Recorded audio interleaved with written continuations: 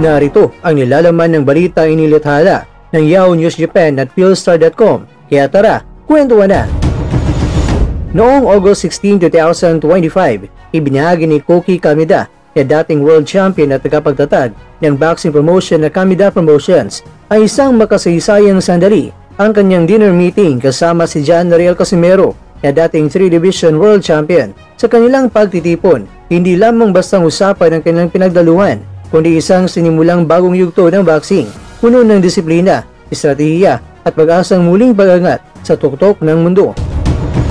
Ayon sa Instagram story ni Kameda, hinangaan niya ang profesionalismo ni Casimero. Inilad niya sa live stream na sa unang tingin niya ay may kakaibang personalidad talaga ang pinakita ni Casimero dahil simple lang kausap, pero pagdating sa laban, itong si Casimero ay isang atleta na lubos na nakatuon sa pagsasanay at may malupitang diskarte.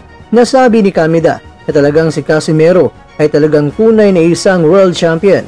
Mataas ang kanyang profesionalismo.